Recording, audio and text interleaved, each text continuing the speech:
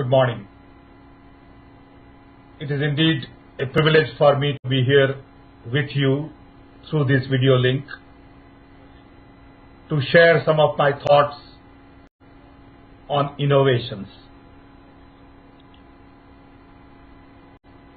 I'm sure you have been listening to many different ideas at this conference. I want to add to that some of my own views on the subject. Innovations happen to be on the agenda everywhere all over the world.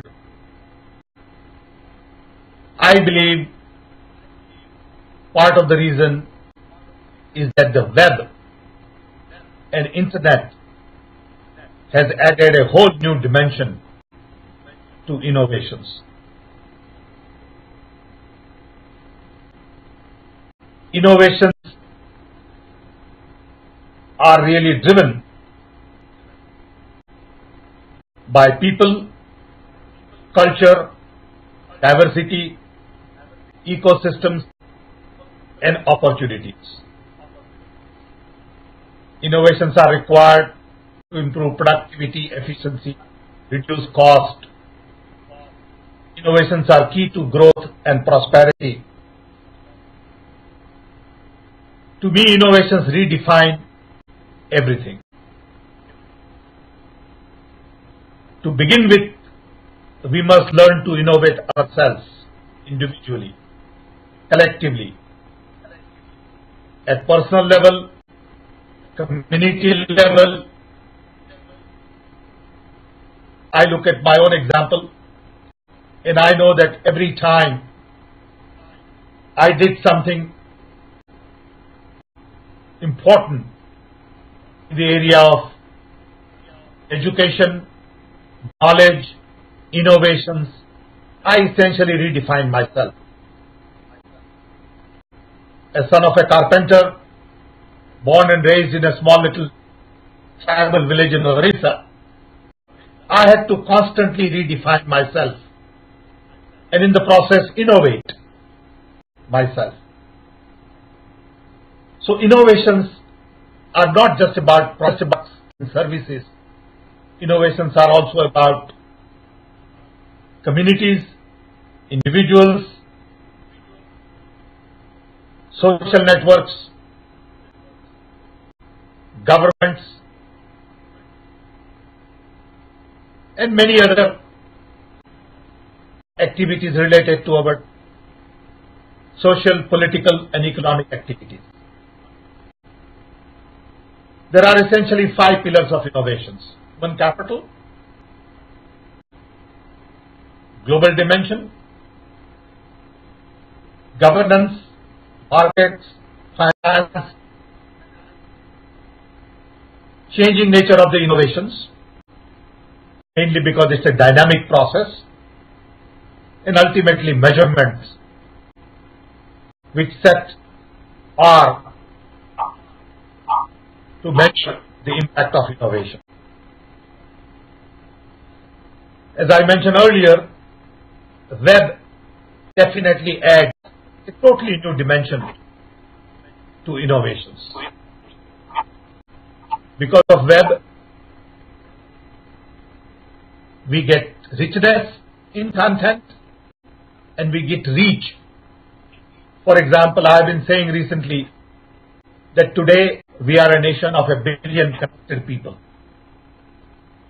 As opposed to 10 years ago, we were a nation of 1 billion unconnected people.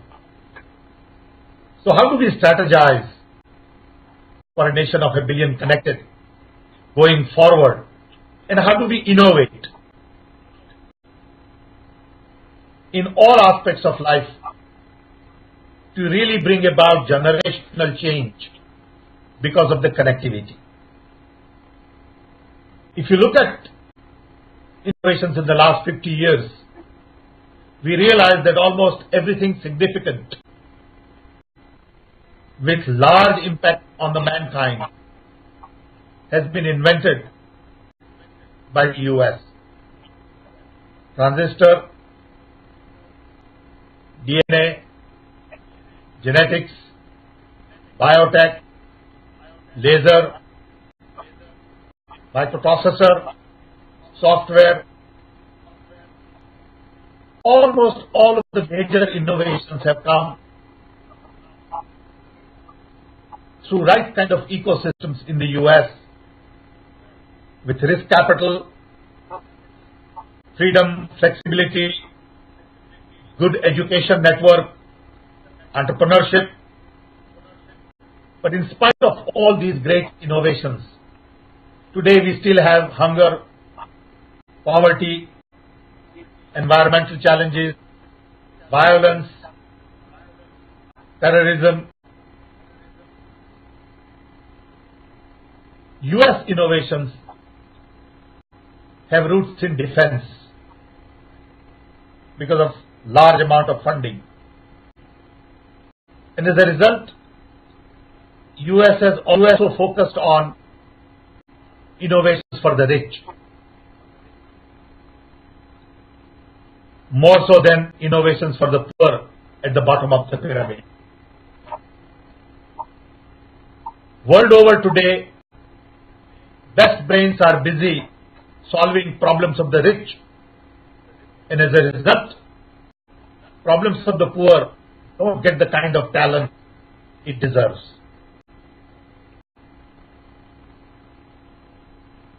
We really need Indian model of innovation.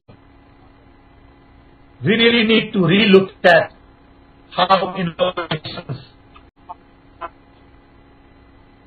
get created, scaled, and ultimately benefit large number of people at the bottom of the pyramid. We had long history and heritage in innovations. We invented zero. We are pioneering universities in the world, Nalanda, Takshashila. Our temples, Taj Mahal, lot of our art, culture is part of our innovation tradition. Yoga, traditional medicine are classical examples. However, we lost the leadership somewhere. Right after independence, our founding fathers, rightfully so, focused on science and technology, higher education, and as a result, we have had several success stories in agriculture, green revolution, economic growth, IT export, pharmaceuticals, biotech are some examples of Indian success stories. We have a lot of good work going on in innovations by the people, for the people. However, a lot of these things don't get multiplied. There are many efforts at national level, state level, in various sectors. However, these efforts need to be multiplied. We need to invest more in innovations, R&D. We need organizational flexibility. We need to focus on patents, copyright, trademarks, bring in more young talent. However, we really need to focus on inclusive innovations. We need to pay attention to our jugaad and see how we can scale some of these jugaad-based innovations. So, I would like our innovation strategy to be based on a broader platform first. So we look beyond corporate world, scientific laboratories, into health, education, judiciary, governance for innovations. We need to come out of the corporate world, products and services, to look for innovations of tomorrow. So one, we need a broad platform. Two, we need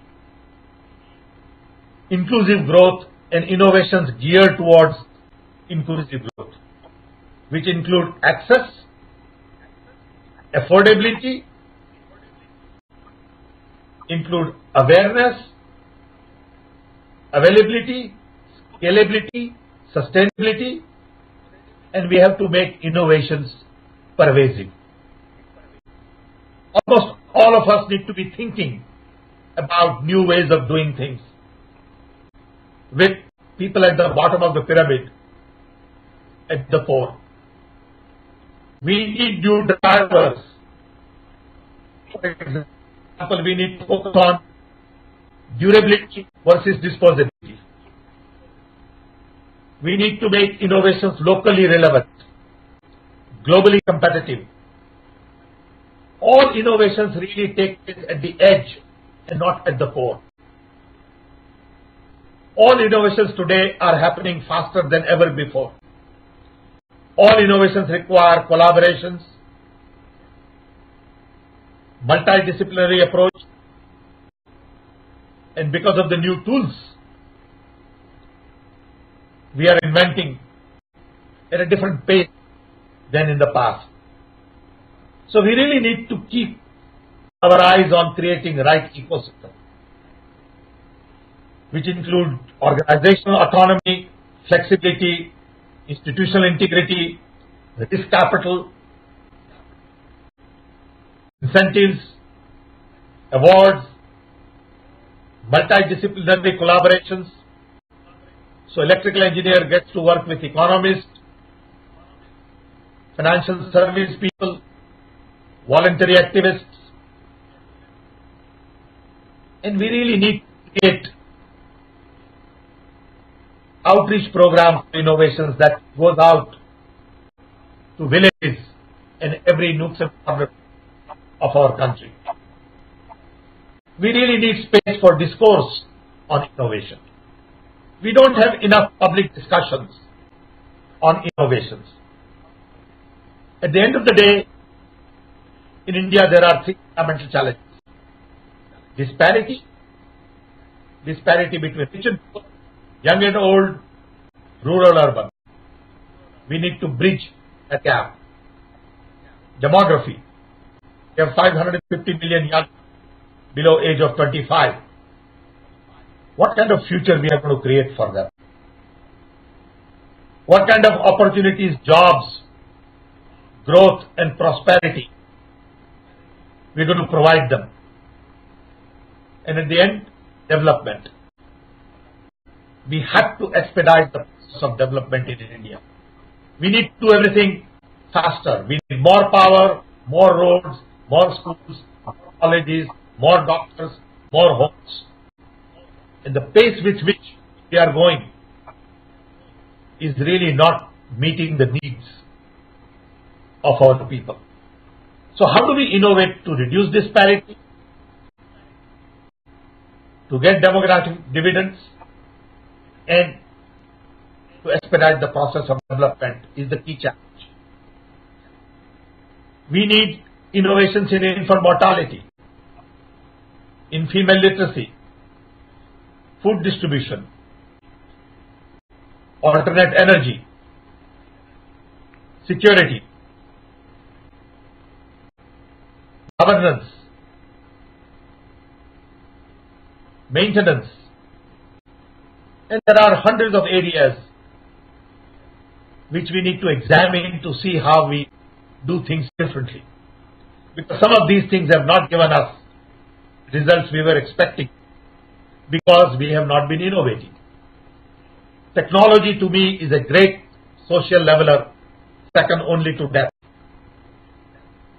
We can use technology for delivery, for access,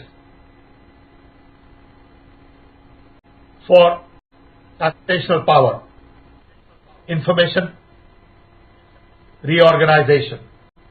So technology is a great, and not necessarily the end point. Government has a major role to play in innovations. To some extent, government has been innovating in bits and pieces. Right to information was an innovation. Right to education is an innovation.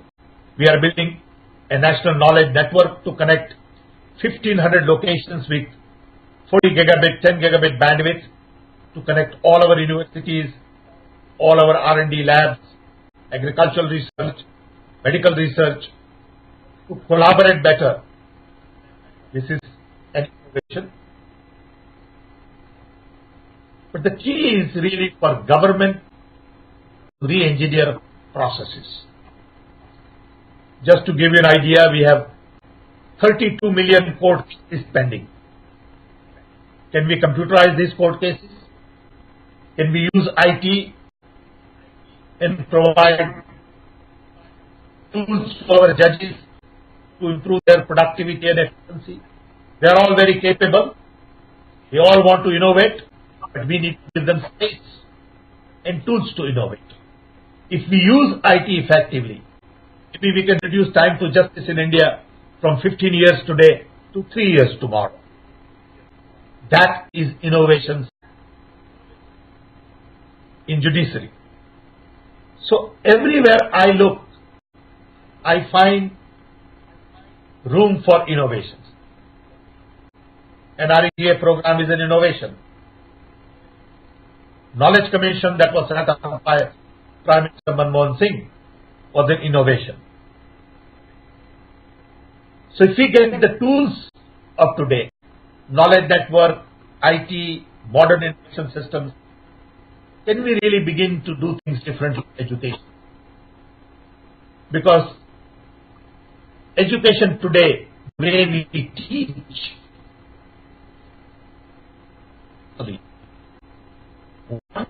how we teach. Today when we think of education, people automatically assume duster, blackboard, chalk, teacher, textbook, exam, grades, certificate. This is not how children learn today.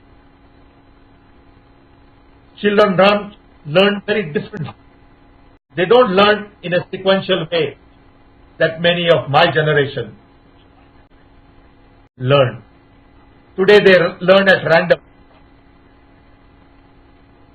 They learn more from networking with their friends than from teacher. Teacher doesn't have to create content and deliver content anymore. As a result, role of the teacher will change to that of a mentor. So how do we innovate to change our teachers? Similarly, how do we innovate to improve health services? Do we just copy Western medicine, which is expensive, not really geared towards a country of 1 billion people? How do we integrate traditional medicine into our modern medicine to get best of both worlds and reduce cost substantially? How do we re-engineer processes in the government? Because a lot of the processes were designed during British Raj, and we are computerizing those processes, as opposed to re-engineering of processes to really look at the needs of the 21st century. I have been saying time and time again that we have 19th century mindset, 20th century processes, and 21st century needs. So how do we innovate to really meet the needs of the 21st century? As a part of an exercise to innovate in governance, we are looking at panchayats. Can we really provide broadband connectivity, hundreds of megabits at every panchayat? We have 250,000 panchayats. If we provide broadband connectivity at 250,000 panchayats, we can begin to change the governance model. We really create decentralization, use video for training, and really create a very rich information system on people at panchayat level. So we have good information on literacy, infant mortality, on NREGA programs. Today we spend 140,000 crores a year, many of the government programs. We don't have information system in place to really monitor these programs well. That's where we need to innovate. So as part of this exercise, we are thinking of creating a National Council for Innovation, requesting chief ministers to create state-level councils and also encourage sectorial councils in hundreds of sectors with domain experts in each of these to really help us lay out a map for the next decade of innovations in that sector.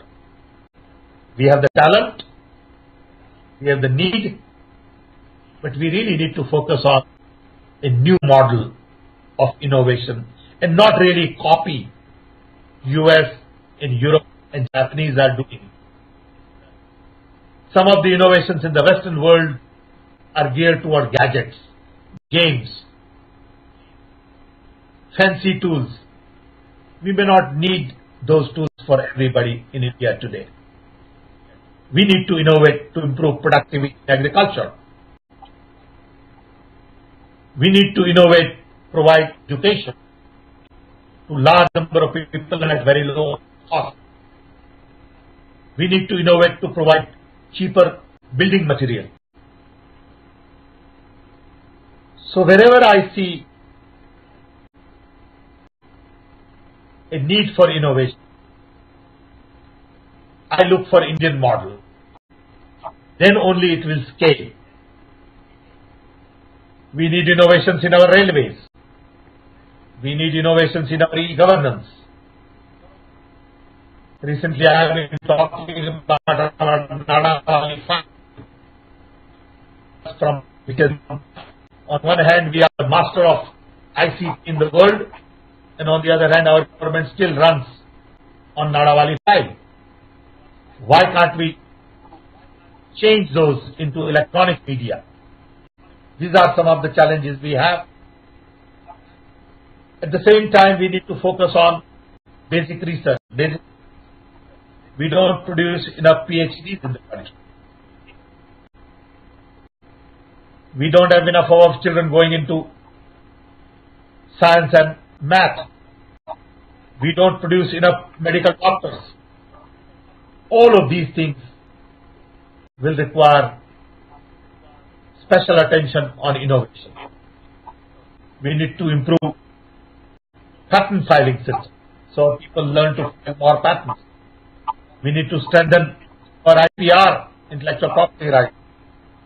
And we need to learn from global experiences from US, UK, China, Japan, and many other countries, including Israel. If we put all of this together, then I think we'll be able to put together a roadmap for innovations that we need for the next decade. I believe this decade is going to be very critical for India. This decade is going to dictate our destiny for a long time to come. Mainly because we are a country of 1 billion connected. Mainly because we have liberalized, we have enough financial wherewithal to undertake major programs. We are earning enough foreign exchange. Indian rupee is fairly stable. We have huge amount of talent, and we have very large young population. Based on all of these things, I believe this decade is going to be the most important decade in the modern history of India. How do we innovate during this decade to put things right? So we really reach out to 400 million people below poverty line and lift them. Then only we would have done our job. It is not about, the growth is not about creating more billionaires. Innovation is not about creating more gadgets like iPhone. It is more about improving the standard of living for 400 million people below poverty line. It is about Indian model of innovation. It is about inclusive growth. It is about new ways of doing things. It is about taking innovation beyond products and services into governance, public domain, and also at the same time, innovation is about getting large number of people all over the country thinking about innovations. I hope this gives you sort of an overview. With this, we can probably open up for discussions, and I hope during discussions we can pick up some more ideas. Once again, thank you for hearing me out. I hope this was good enough a starting point.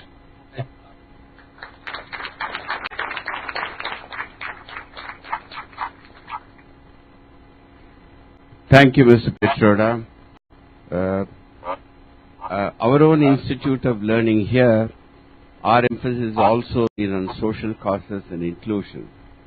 Therefore, I am sure whatever you spoke to us today would have struck a chord in the minds of all our students here. Thank you very much. In fact, yours was so complete that I could almost have used it as a commercial for our program. We are talking about exactly the same kind of a concepts in these 3 days here. Thank you very much. There are a few questions, if I may raise it with you. Please. One question is, you did mention that one of the dimensions of this whole process of innovation, pillars of innovation as you called it, is governance.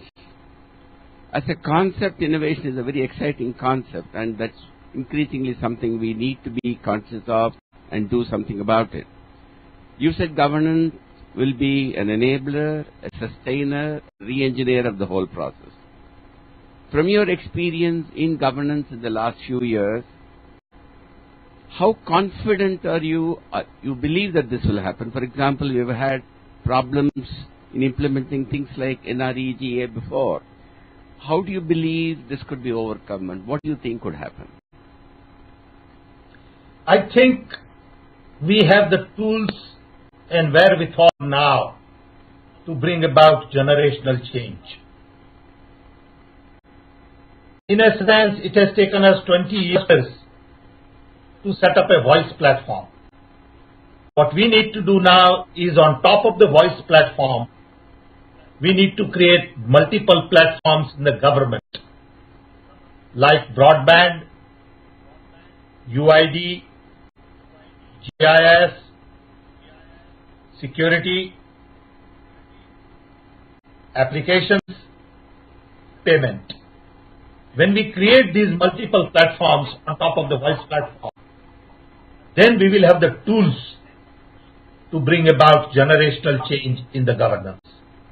Without those tools, Nadawali file will continue, same process will remain, and we will see very little difference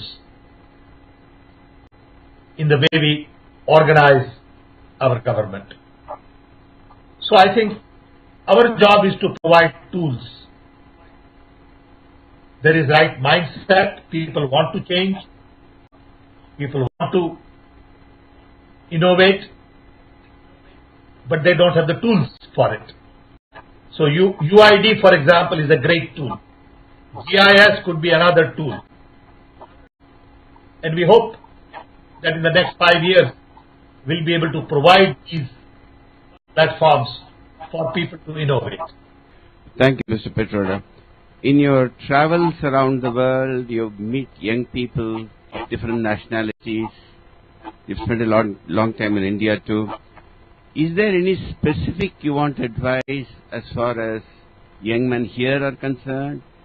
Is there any variation in our thinking, innovative thinking between young men here and young men elsewhere? Any specific advice you want to give them? I find that young men in India are very capable, but they get restricted by families, customs, communities, values, and as a result, they don't think outside the box. They think like their parents. And we have to really turn them loose. We have to let them make mistakes. We have to encourage them to think out of the box.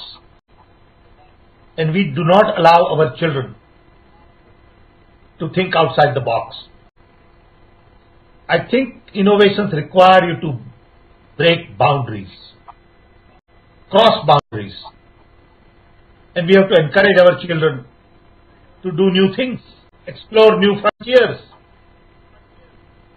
But we keep them in the same setup. So you will hardly see children from one state going out exploring 15 other states in the country. There is so much to learn in India, within India. But we get locked into that small little family, community, customs. I think we need to begin to break some of those to really innovate. So my message to young people would be break barriers, cross boundaries, experiment, make mistakes, celebrate failures, and in the process you will change, and you will change India. If you don't change, India is not going to change. So each one of us will have to change for India to change. We can't expect India to change and we remain exactly the way we are. So that's the message. Thank you, Mr. Pitroda. In fact, that's a message given to us by our own Guru Satya Sai Baba here. He says, transform and change yourself before you change the rest of the world. Absolutely. Mr. Pitroda, how different do you feel today than you were 25 years ago about this innovation? Are you more hopeful, pessimistic, excited? Do you retain the same amount of enthusiasm? No, 25 years ago, I would say 25 years ago, I was a young man. I'm now 68 years old. But I'm as optimistic as I was 25 years ago. I think now I'm probably a little more optimistic because India has changed. India of 80s was very different than the India of 2010. India of 2010 is more confident. India of 2010 has more capital, more talent, global respect, lots of success stories, our own multinationals, and India is well recognized world over as knowledge leader. People in India want to change now. So I think India today is very different. In the 80s it was very complicated. It was a tougher task in the 80s than it is today. So I would say I'm more optimistic today than ever before. Thank you, Mr. Pitroda. You have covered a pretty wide vista. You know, it's we can't be doing all the everything that you have suggested. Supposing we want to look at priorities, would you be able to set us a roadmap? Priorities? What should we do? I firmly believe that in India we cannot do things sequentially. We have to do things in parallel. Those who know how to work on IT should work on IT. Those who know how to work on water should work on water.